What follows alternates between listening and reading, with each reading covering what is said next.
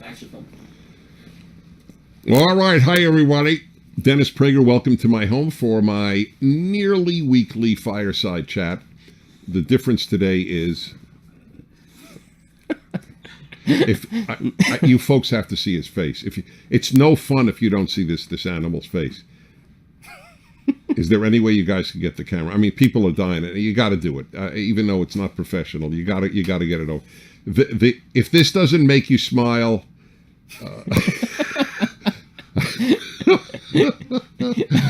I want you to know I have him nearly since he was born, and I'm still laughing looking at him. This is the great joy. My view is the purpose of a dog or any pet for that is to make you laugh, and if they can do that, they add to your life. They add longevity. They add health. And that's he is one of a kind in that way. All right. Anyway, welcome. I'm Dennis Prager, in case I didn't say, and welcome to the home. Normally, it's just you and now that's interesting. It's just you and me, correct? Yes, just me. Right. It's just you and me, not just you and I. I'm a stickler for these things, but I have a terrific guest who you are in the rarefied realm of. For most people, doesn't need an introduction. Oh, wow. I appreciate it. Yeah, no, that's a big deal. Ben Shapiro. But if I did officially introduce Ben Shapiro, what would I say? Well, I mean, probably job description, right? Editor-in-chief of Daily Wire and host of the Ben Shapiro Show podcast, which is, not to brag, but the most widely listened to conservative podcast in America. Is that right? Yeah, by far. Thank God. It does real well. Good. Well, that's great. Whatever you deserve it. You work hard and you have a lot to say. Well, thank you. I appreciate it. That's why you're here. It's been a long time. I was at your house. Actually, was it your parents' house or your house? It was my house. It was at your house. You've since moved, and now you're first time in mine, and it's a pleasure to have you here. Well, I love the library. We were discussing that earlier. I mean, it's like the library that is out of any movie that has a library in it. Right. Yes, even with the fireplace.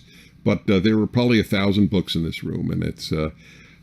I read a lot of books on Kindle. I do. I love reading that way, but there is nothing like being surrounded by the physicality of a book. I'm 33. I tried a Kindle. I couldn't do it.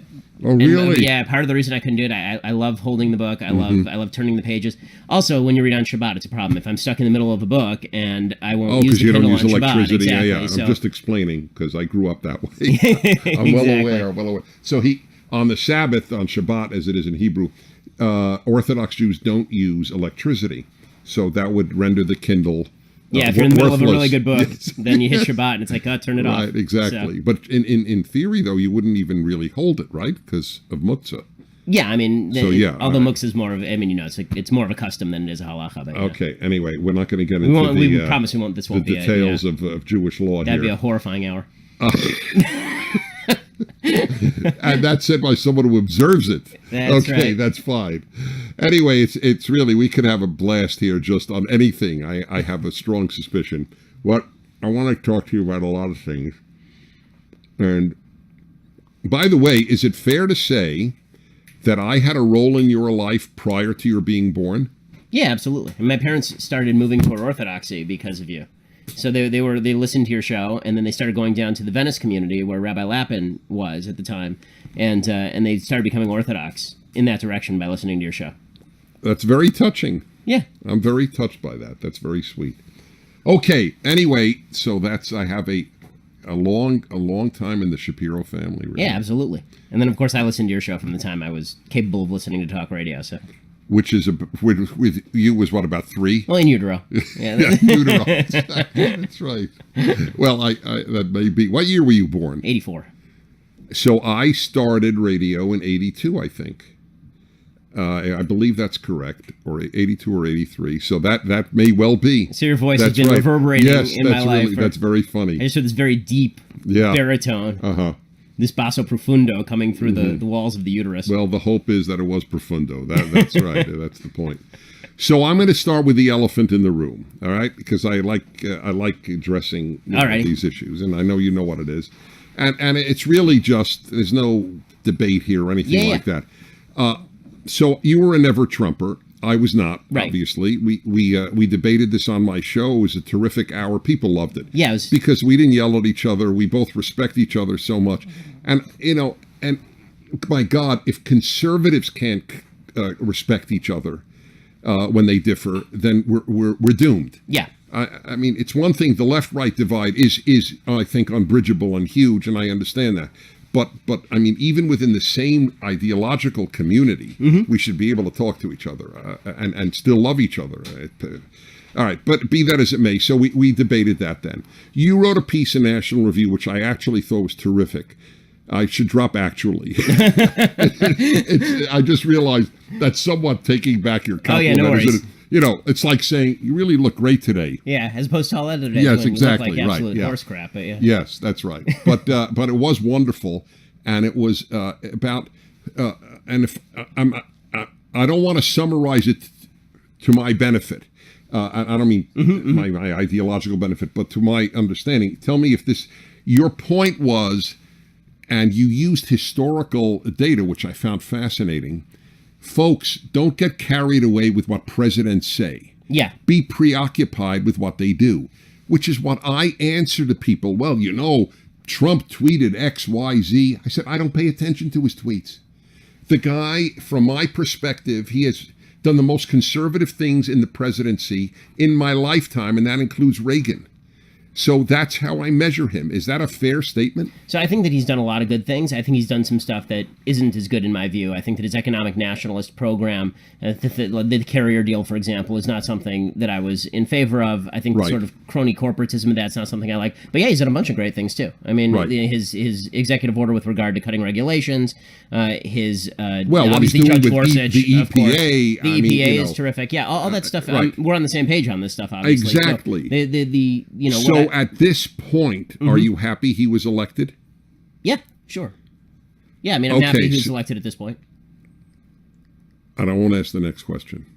Well, you can. I mean, so if you were a prophet, would you have been a never Trumper? All I can say is that based on the data up to the election. Okay, that's fair. I made the decision that so I you've thought been was pleasantly fair. surprised. That's right. I've been pleasantly surprised. But in some, I will say this: in terms of his character, I don't think I've been pleasantly surprised. I think he's exactly the same character he always was. In terms of his policy, I've been pleasantly surprised so far. What I say to people right now is that I'm trying to take all the data points in. So a lot of the data points right now are really good. I like a lot of the data points I'm seeing, but to declare this a Surratt masterpiece is a little bit early. So we're very close up on the painting. He's been here for 2 months. Well, that's true for anybody. Exactly. Okay, that's true. fair. And so I want to wait 4 years. By the way, I just want to say to you folks watching, my position was, as you well know, I was against Donald Trump until the nomination. I was severe in my critiques of him. He was my last choice. I wrote this in National Review and elsewhere regularly. But I said from my first column, if he's nominated, I will support him. I will vote for him. I will support him. And that's exactly what I did once he was nominated, because to me, there was no choice. Anyway, just explaining my view. To me, there was no choice either, which is why I didn't vote for either of them. Right. Yeah. That's a very funny way. Does no choice mean? No choice can mean either way. I mean, that really what it came down to is I think that there's two ways to view voting. I mean, not to rehash an argument that's almost irrelevant at this point. Correct. But there's two ways to view voting. One is your vote is a coupon that expires the day after the election. And so you have to use it during the election or it's worthless. And the other way is to say someone has to earn your vote, right? And that there's a certain amount of moral imprimatur that comes with casting your vote for somebody. And so my view was neither of these people met my minimum standard to be the president.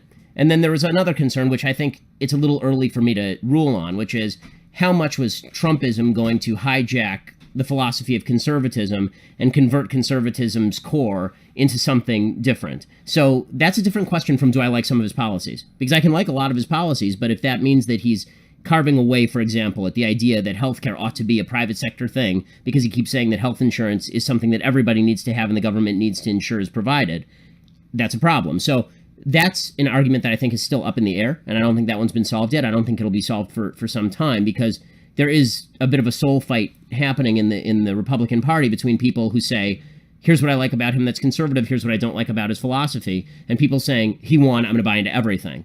And there are those people on our side of the aisle. And so that is a question that I think is still open. So am I happy he was elected at this point? Of course. I mean, listen, I can honestly say that the moment it was clear that he was going to be elected, I felt a surge of joy that Hillary Clinton would never be president of the United States. Right, but would you have felt a surge of joy had she won that he wouldn't be president? No. Okay, all right. So I would have you felt... were emotionally for him, but you couldn't vote for him. Yes. Right. Okay, fair enough. I'm not going to rehash the argument either. But again, for the sake of my viewers who may not be acquainted with what my position was, there's no choice because I think the left is truly destroying Western civilization. Not liberals, the left. The ramifications, though, now it'll be interesting to see because I think how people cover Trump is now, forget about the election past, is interesting. So my view has been that with Trump, I call balls and strikes, and I do it from a conservative point of view. So if he does something I think is not conservative, I'm happy to call him out and say that's not conservative. This does not match with my philosophy. It's wrong. Or if he fibs about something, I'm happy to say he fibbed. That's wrong. I wish he wouldn't fib. As far as my overall view of his policy, like I say, I agree with probably 80% of his policy and about 40% of his rhetoric, but I think policy matters more than rhetoric. Right. The case I was making in National Review is actually that the upside to the fact that Trump says so many sort of ridiculous things on Twitter is that I think that at a certain point, Americans will be inured to that. At a certain point, Americans will just go, okay, fine, so he's mouthing off on Twitter. Who really cares? Like what? And that's a good thing. I hope that Americans... My view of the presidency is the presidency should basically be a highly glorified DMV office. Like, here's your job. You're supposed to do it, and I don't want to hear from you. Just go back in your room. You don't want a bully pulpit. I don't want a bully pulpit. Right. I don't think the presidency ought to shape American life particularly Yes, it's funny much. in that regard. All I want is a bully pulpit. That's why I haven't run for office. Right. I've always said I much prefer influence to power. Yeah, and I have no interest in power. Well, but I think that the problem with the presidency as it's evolved since Wilson really is the idea that influence and power are the same thing.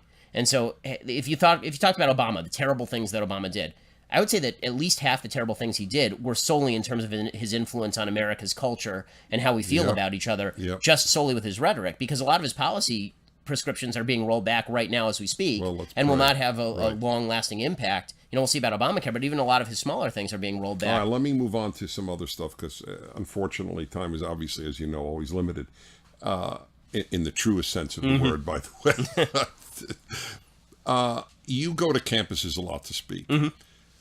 What have you found most resonates with young people of the points you make? So I think that the point that I make that they get the most is the idea that I have a right to be here. I mean, that one obviously resonates with them. That even people on the left are now being liberals. I think that the divide that you've always made between the left and liberals, I think that's the gap that's widening in American life really wide, is that the hard left, which says you have to shut up, you can't come to campus, they're alienating even people who consider themselves left, but look at other leftists and say, that's crazy. Like, people should be allowed to speak. So that one is obviously a winner of a message.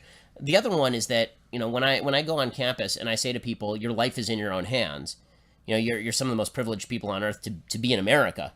That it's your job to go out and make something of yourself. The only person standing in your own way is you. No one cares enough about you to actually stop you. No one's thinking about you right now.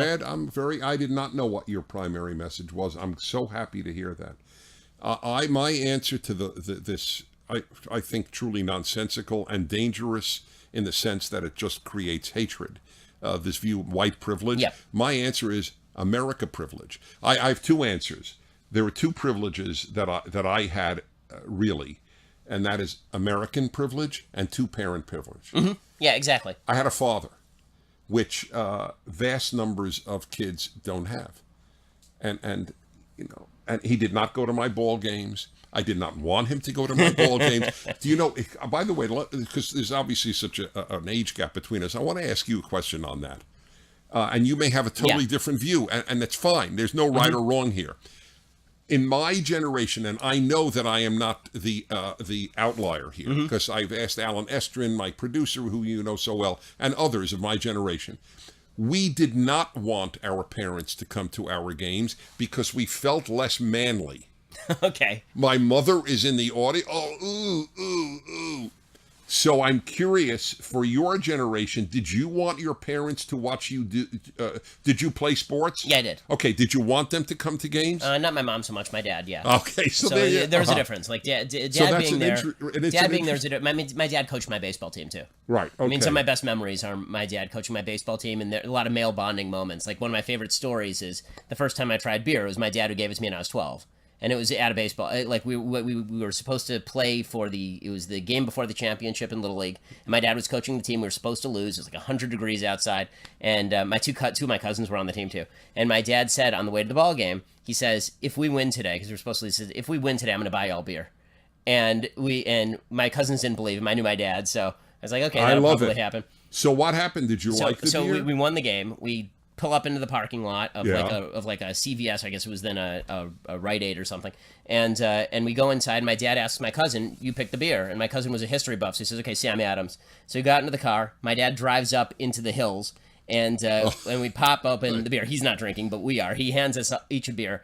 It's like I say, we're all dehydrated, we're dying, and so he hands one of my cousins the beer. He drinks about a quarter of it, doesn't like it. He hands me the beer. I drink about half of it. I'm not a huge fan of it. And one of my cousins guzzles the entire thing and just downs it in about two gulps. He didn't become an alcoholic. No, not at all. Right. The kicker was there's no air conditioner in the car. It's 100 degrees outside. We're now driving down the freeway with the windows open, and my cousin's got the bottle out the window, and my dad's screaming at him, "Get the bottle back in the car, Joel! Get the bottle back in the car!" No, none of us became alcoholics. Nobody died. No one was driving drunk. This is one of the nice things that you realize as a Jew. When you are given alcohol at a young age, you actually, in moderation, you don't end up an alcoholic. Which we all are because of the holy day and Sabbath Kiddush, the blessing over the wine. That's exactly right. By the way, it's funny because my dad gave me my first cigar thinking I wouldn't like it, and I never liked alcohol. I have no interest in alcohol. But I love cigars. So you never know when you give your child some. You know what would be an interesting thing to write up? I would love to explore this issue of a difference in generational upbringing. I'm talking, I had a healthy home, you had a healthy home. But it was very different in that way. And I'd be curious if there were other things. I can't think offhand. But this notion of your parents coming, were your parents helicopter parents? My dad a little bit, maybe, and not my mom. Interesting. That's right. But my parents your parents switched roles in any event. That's right. My mom was the one who worked, and my dad was actually home with us. Right. So why don't you react to that for a minute? How did you feel about that? I mean, my dad's a wonderful person, so I'm glad that my dad was the one who was home. As any kid, I would say I sort of wish both my parents were home. But I love being brought up. My dad's really not uptight. He's really a lot of fun. It had its challenges for sure. Like for him, it was very challenging because it's not like he wanted to be a dad and he wanted that to be his chief role because his childhood was kind of a mess. And so it was very important to him to be home and not abandon the kids and be there all the time. But by the same token, if you don't have a successful career as a man, there's something very difficult about that.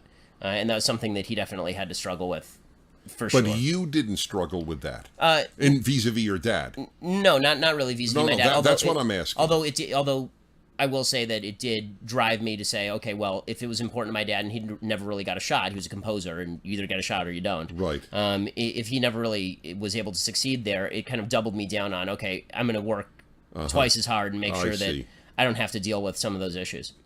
So my position is essentially that the ideal, and I totally understand that vast numbers of people can't live the ideal. Look, I think the ideal is to have one marriage your whole life. I've been divorced. So I totally understand not everybody could live by an ideal, but society should posit ideals just to know, like Plato, this is what you aspire to. For, exactly. Yes. So my ideal is that there be someone who does take care of the home more or less. I totally understand part-time work, full-time. I agree with that. You do? Yeah, I do agree with that. And I'm speaking as somebody who works a lot, and my wife is a doctor. But we have constructed our life around the idea that one or the other of us is home almost the entire time. So I leave in the morning at like 8 a.m., and then my daughter has preschool.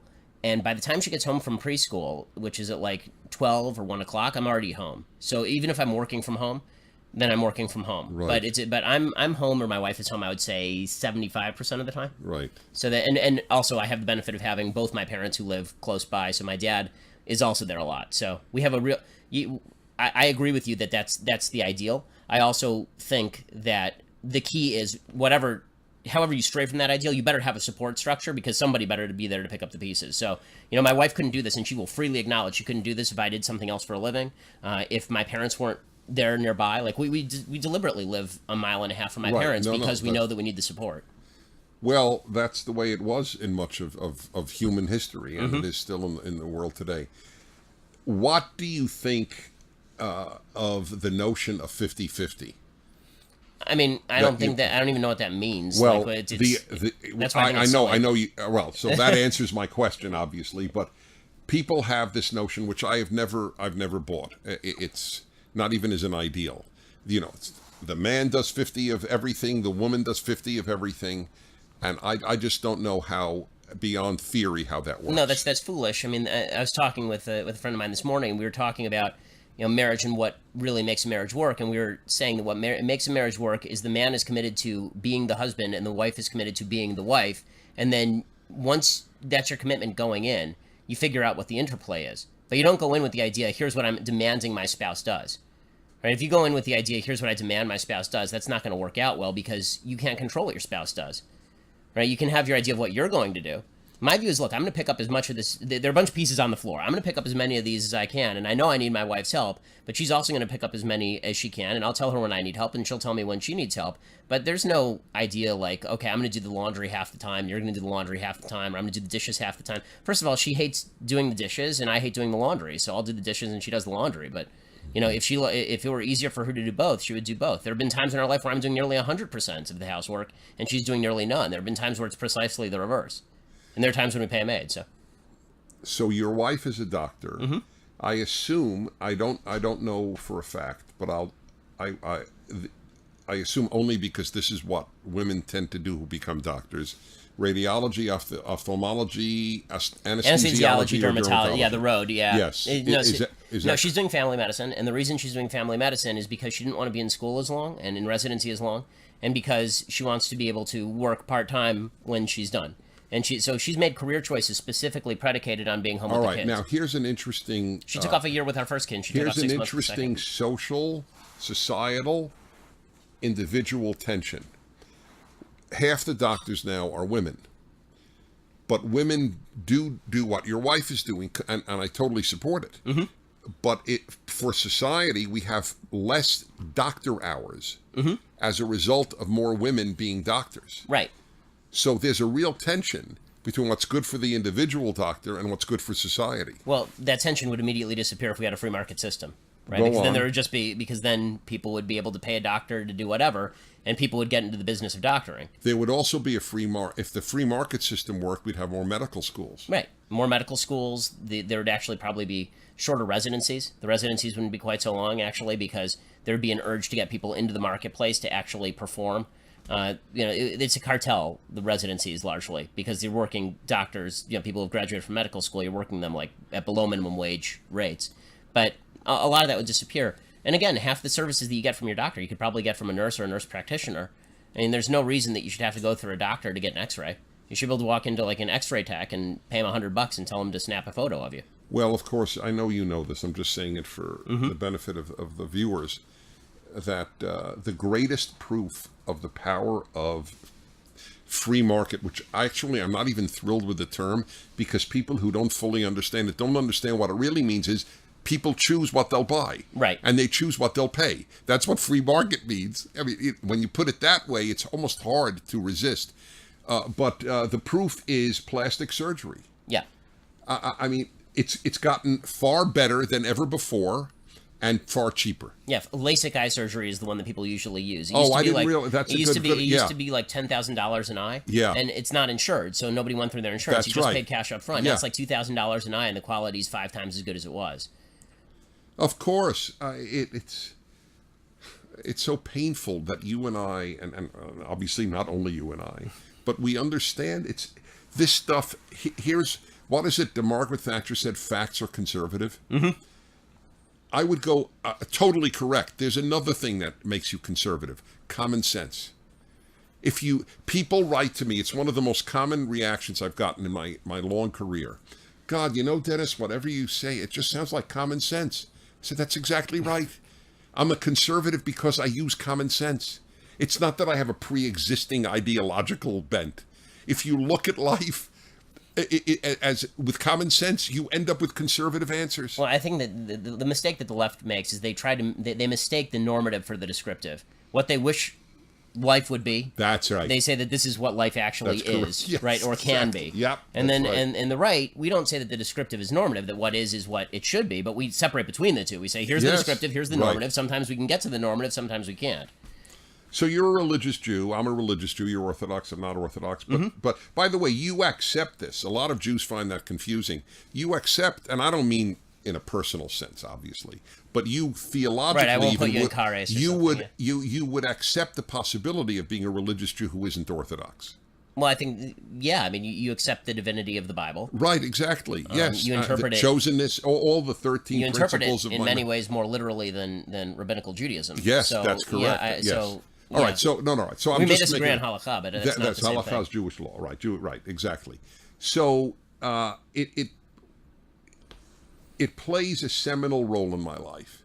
It is a stability giver. It has always been such.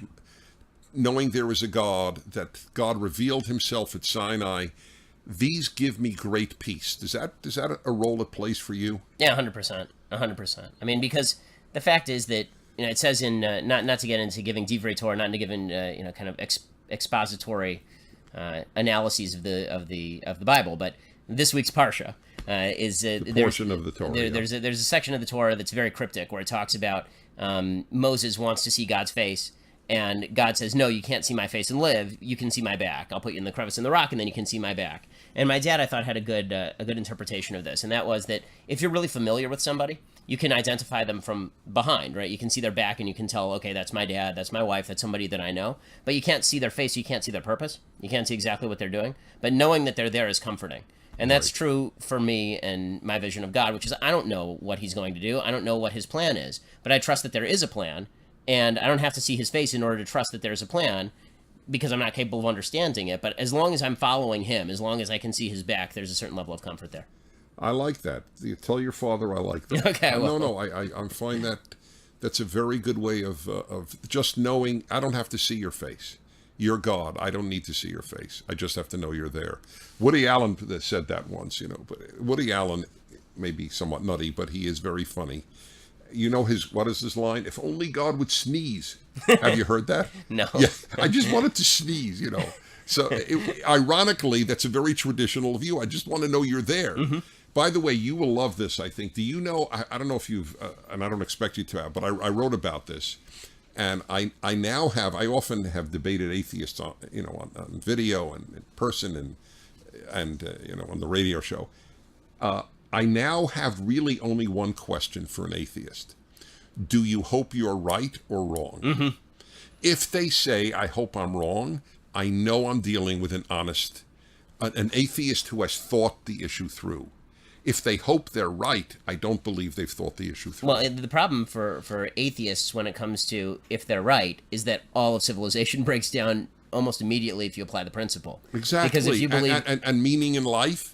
I mean, just on a deterministic basis. I mean, if you're a true atheist, you believe that if we had a giant computer and we could feed all information about biology and physics into a computer, I could predict down to literally the millisecond when you're going to take the next puff on that cigar. That's correct. Yes. And so then there's no personal responsibility for anything, no matter what sort of crime is committed. How can you attribute responsibility? People can't live like that. You can't have a society built on the idea that nobody's responsible for their actions because it's self-defeating. Okay, so right. So maybe they even might agree we have to punish people because we want to put that input into the computer. But they can't put the input into the computer. The input was already in the computer. Right, in the ultimate analysis, it's all yes. Right, it's all. But I when I ask that question, though, it's really even on an emotional basis. Just one example: if there's a God, there's an afterlife. Right? This can't be the only thing there is, right? You were with me, right? Yeah. Okay. So I just say, let me ask you: you don't want to see your loved ones after death?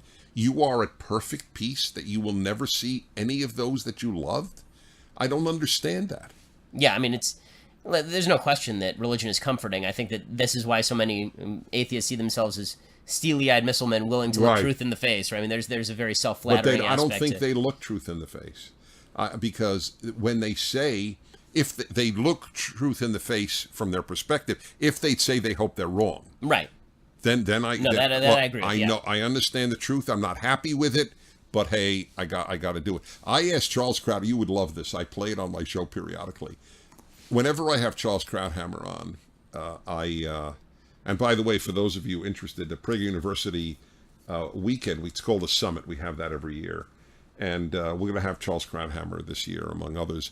And I always talk to him about non-political stuff. If people want to know his politics, he's on Fox. He writes about it, yeah. He writes about it. You can watch him on Fox anytime you want. So I asked him the last time we had a dialogue, I said, so what are you religiously? I mean, how many people ask Krauthammer that question? He loves this stuff.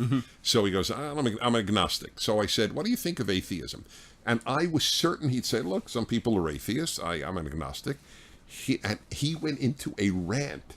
It is the stupidest idea he has ever. I have never crapped on atheism as much as Charles Krauthammer, a thoroughly secular individual.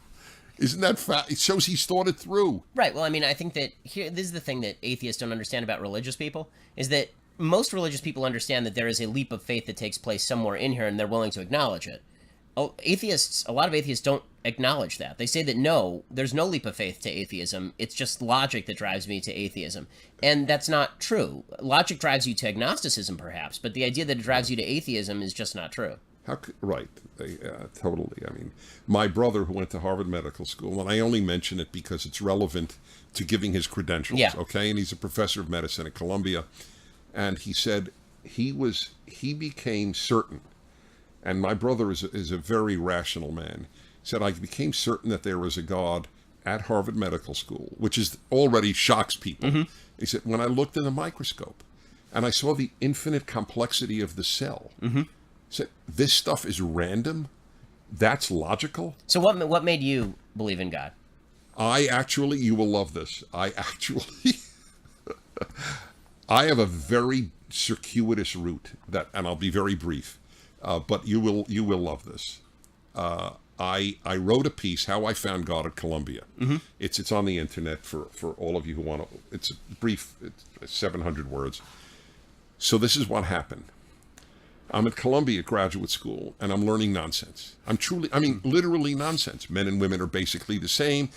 And I was in international affairs, so I was being taught the United States was equally responsible for the Cold War as the Soviet Union. I mean, can you imagine? Stalin and Truman are equally responsible for the Cold War. It's mind-boggling, as was that men and women are basically the same, and so much other nonsense.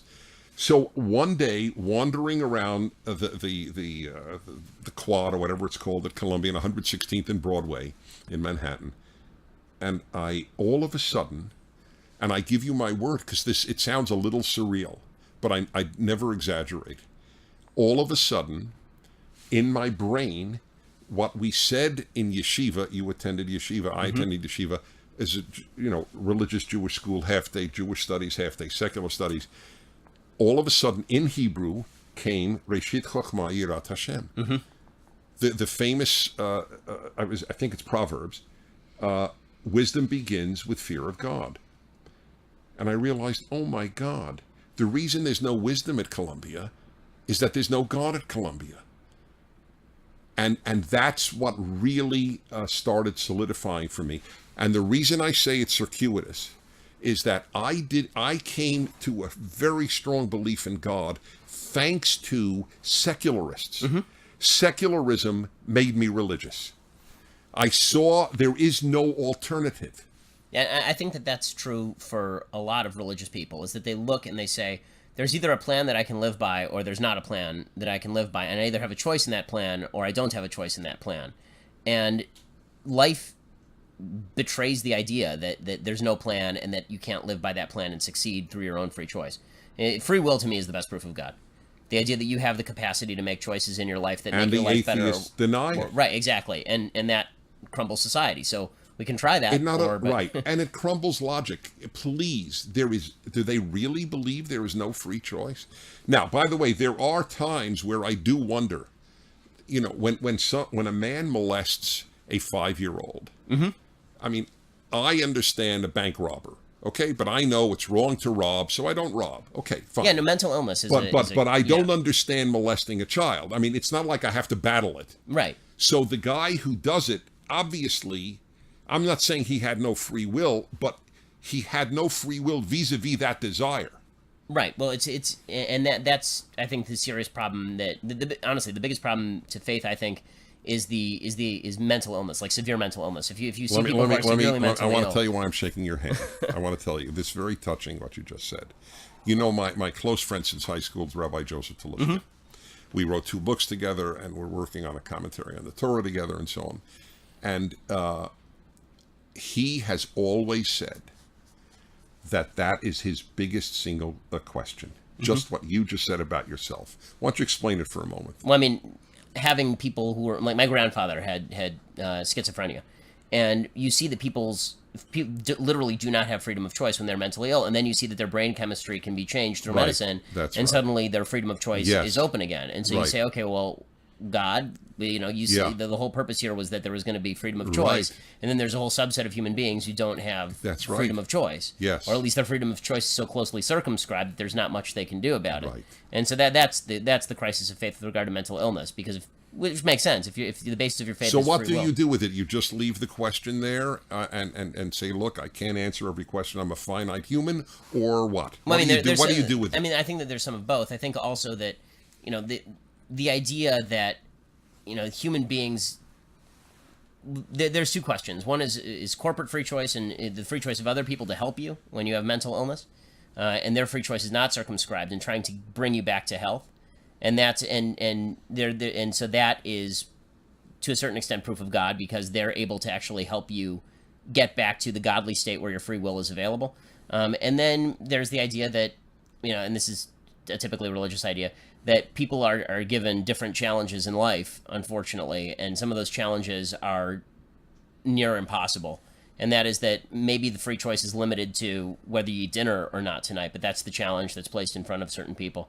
And hopefully we can break through that with medical care and provide a broader freedom.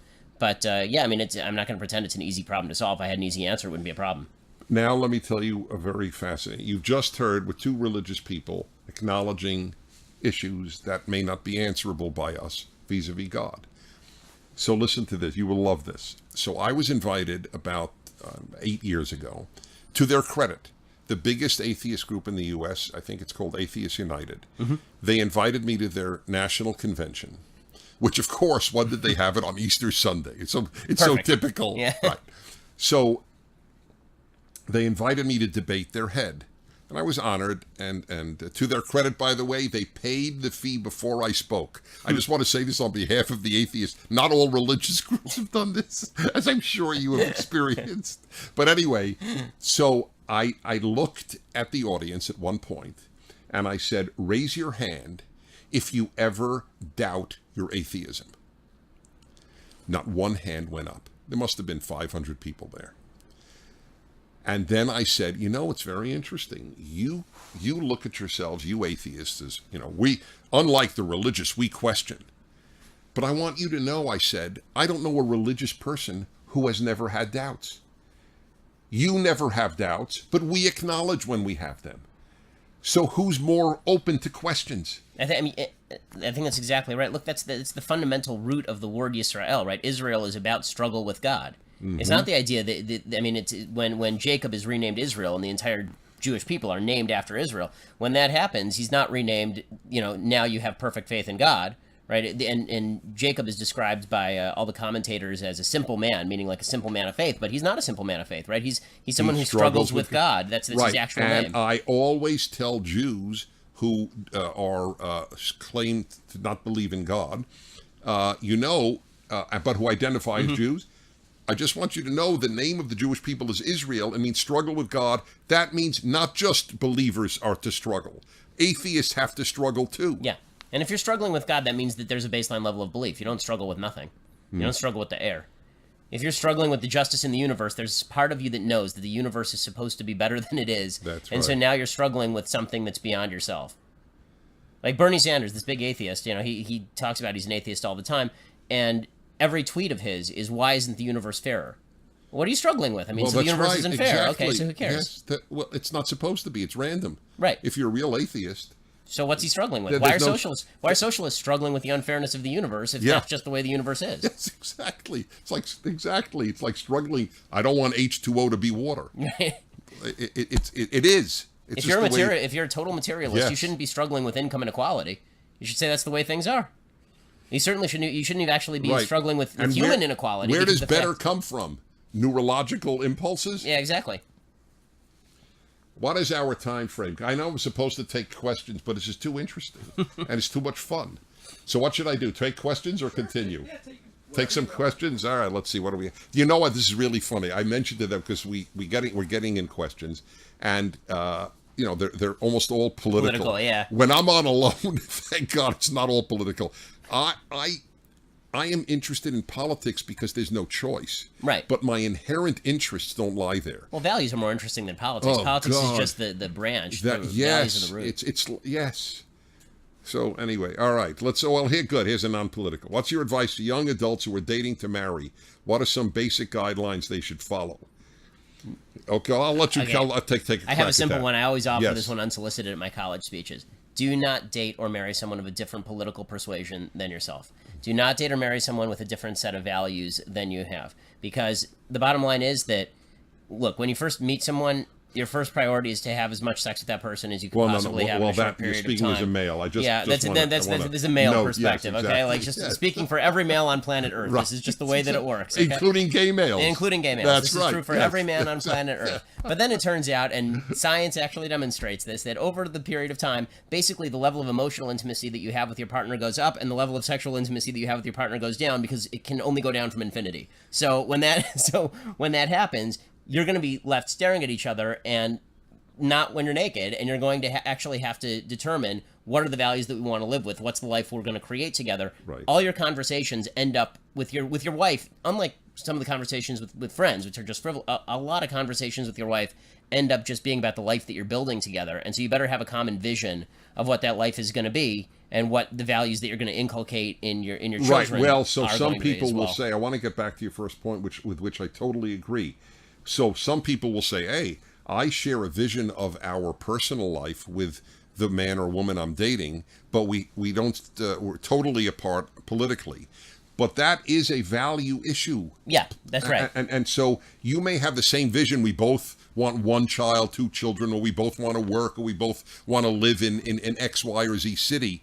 But that's not what you mean.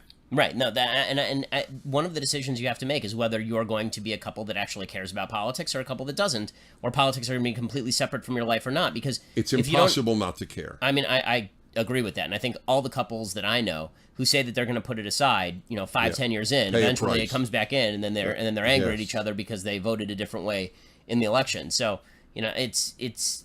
I think when people the reason politics is interesting, and it's not just gossip, is because it is a reflection of deeper values that human beings have, and so to pretend that it's not is just foolishness, or to pretend that you're more Right. open-minded because you're dating somebody of a different value system. Listen, I talk with people of different value systems all the time. I do it for a living. You do too. We're constantly engaging people with different value systems. Does that mean that someone I want to build my entire life around? No, because I want to build my entire life around the value system. That's why I care about politics. And someone's either going to help me in that task or they're not going to help me in that task.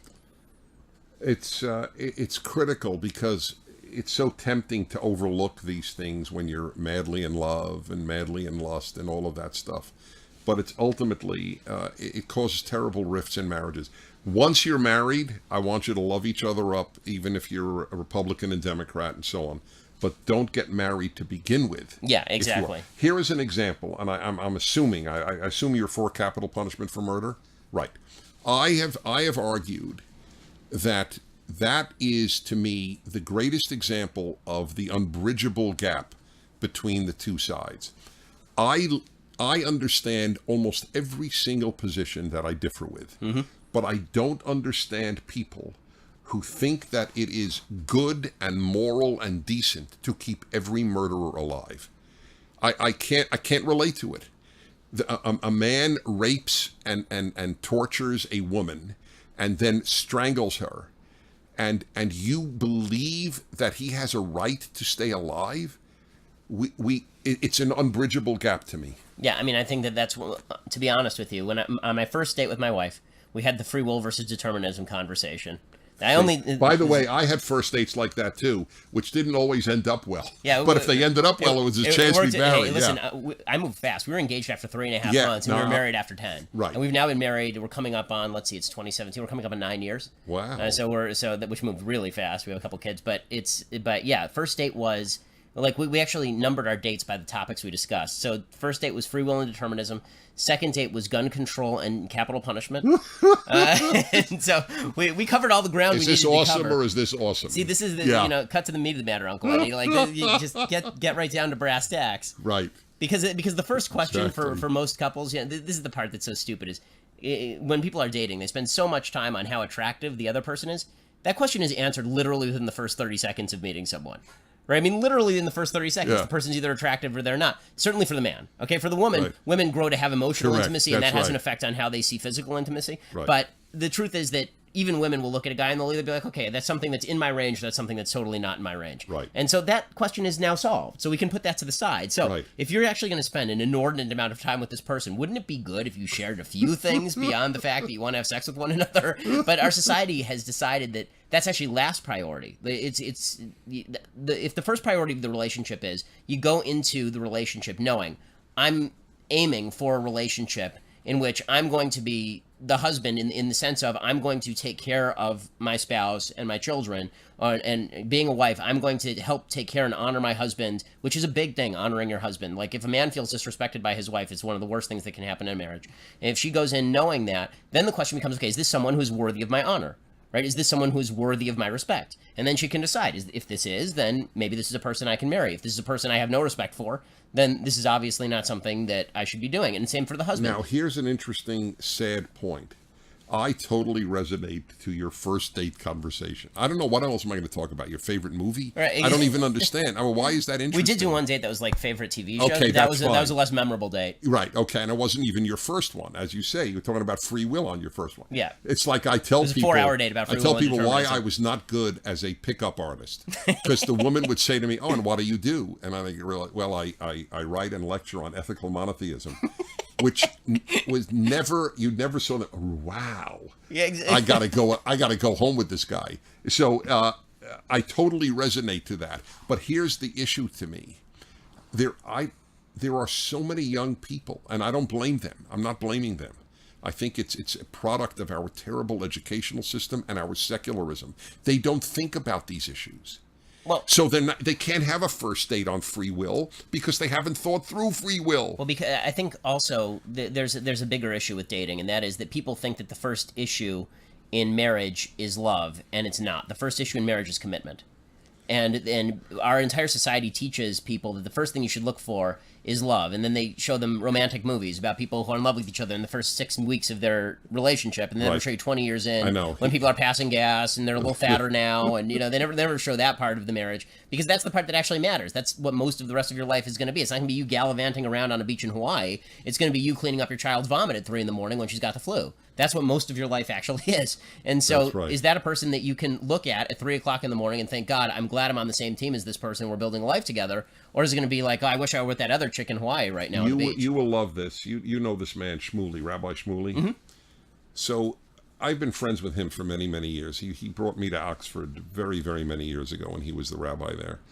And we've been, friends, it's like, I guess, 25 years or so.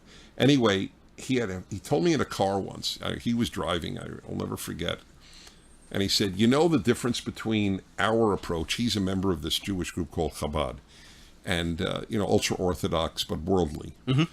And he said, here's the difference. In Western society, you fall in love, then you get married. We get married and then fall in love.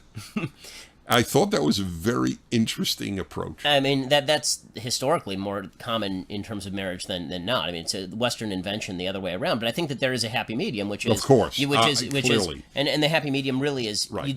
But here's the part where he's right. You actually decide you're going to get married, and then you fall in love. Okay, that's a different thing. Another magic word. We could do this for a long time. I realize. Another magic word. Decision. This is if one were to say to me, what did you learn in the last 10 years? Because I learned a lot before the last 10 years. But I would say one of the biggest realizations of my life has been essentially everything is a decision. You decide to be happy. You decide to be religious. You decide to marry. You decide to love. Everything that we think is just comes, in fact, is a decision. I think that's totally true. I mean, that's also obviously a very religious sentiment, right? I mean, the Bible actually tells you there are certain times when you are bound to be happy. That's right. It actually orders you to be happy. I got it from, as usual, from those great 5 books called the Torah. That's exactly right. But it's true. My dad said this long ago about marriage to me. He said, like, the biggest mistake people make is they think, oh, I'll fall in love with somebody and then I'll decide to get married. And what that actually shows, I mean, the social science statistics back this up. If you fall in love with somebody and you live with them for 3, 5, 7 years, and then you figure, okay, eventually I'll decide that it's worth getting married, the divorce rates on those relationships are extraordinarily high, much higher than they are if you say, I've decided, now I'm going to get married. Because now you've buckled down to the mindset, okay, what does it take? Who am I looking for to get married to? And that's not the same thing as who's somebody who I love and I fall, and you can't decide who you love. That's not even true either, actually. You can decide who it is that you love. You can't decide who you lust for. But I think that you can decide who you decide to enter into engagement with, who you decide to spend time with, who you decide to fall in love with. There is an element of choice to that. There's, as I say, there is to everything. It's liberating to know that I'll just take the religion one. Well, it's liberating and also scary, right? It's liberating because you have a choice. It's scary because now you're responsible for it. Okay, but it's liberating. But right, I agreed. But you and I are the type, we love responsibility, so It's not a dirty word. So I can live with that. But knowing that if I make the decision, I understood that God was a decision. God is not going to appear to me. I am not going to have Paul's road to Damascus theophany. But I decided I am going to believe in God and live as if there is a God. Others have decided I'll live as if there is forget the atheist. The agnostic lives as if there isn't. Why would you if you're in the middle, why would you make that decision? It's a richer decision the other way. It is a richer decision. It's also a decision more likely to lead to happiness and lifelong success. Yeah. I mean, if you decide to live as if there's no God, that really means you're deciding to live as if there's no responsibility to anything outside yourself. And if you're living as if there's no responsibility to anything outside yourself, you're going to live a pretty lonely life. Well, that's a big problem in our society, loneliness. People are afraid to get married early. You got married early. I think that's terrific. Yeah, I was 24. My wife is 20. Right. My father was 19. My mother was 18. They were married 69 years, together 73. And can you make a wrong decision at 19? Well, let me be open and humble. I made. She's a wonderful woman, and I truly mean that. And we have a phenomenal son together. But we both didn't choose right from just a marriage standpoint at 32. So this notion, I don't know at 21, but I will at 32. I'm not sure that that's true. I don't think there's an ideal age for marriage. I think there's an ideal process through which you make a decision, but I don't think that it's based on like this idea that you're wiser at 40 after having gone through 20 partners, and now you're really prepared to get married. I think it's a bunch of crap. I think it's a bunch of hooey. And I can speak as somebody who has an incredibly happy marriage. Like I heard your show the other day, and you were asking people to like self-rate their own marriages, on a scale of 1 to 10 or from A to F. I'm a big 1 to 10 fan. Yeah, on a 1 to 10 scale. I don't think it would be dishonest to say that anybody has like a 10 because nothing's perfect. But my wife and I have about a 9. We have a really phenomenal marriage. Right. We were both virgins when we were married. We both knew that when we were, before we were married. That was actually something that we were looking for and we thought was valuable because we wanted to be innocent coming into marriage.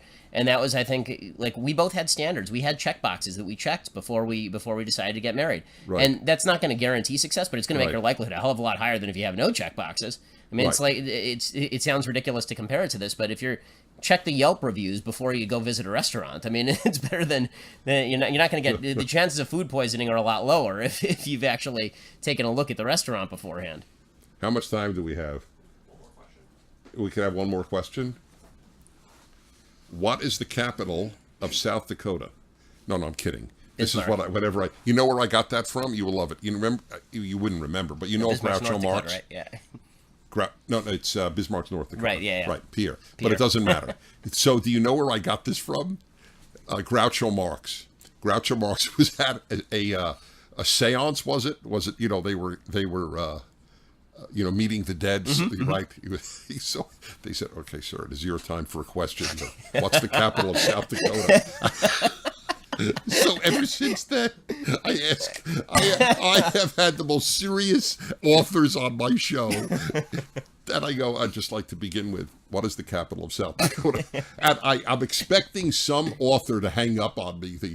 Nobody warned me. I'm on with a nut. But that's where isn't it great? Is that a great line? That's really funny. I mean, if the dead don't know the capital of South Dakota, what are they going to tell you? Well, I mean, they're certainly not in consonance with God, right? Yeah, that's exactly right. All right, look, anything else is going to be, even though the questions are great, but I'm just going to tell you, this has been a total joy. Well, thank you for having me. It's, as you always, I mean, I say this every time, but it's always an honor to sit with you. Again, it's mutual. Since your voice has been in my ear since basically my ears were formed. I appreciate it. That's true, as it happens, ironically. Oh, by the way, this is a big honor to you that this dog, notice, I live with this dog, he sits with Ben. Is that right? It is not right. When you're insulted by your own dog, it's humiliating. Anyway, Ben, keep up the great work. Hey, you too. Thanks so much. The country needs you. So, folks, till next time, Dennis Prager, my weekly Fireside Chat. Thanks for watching.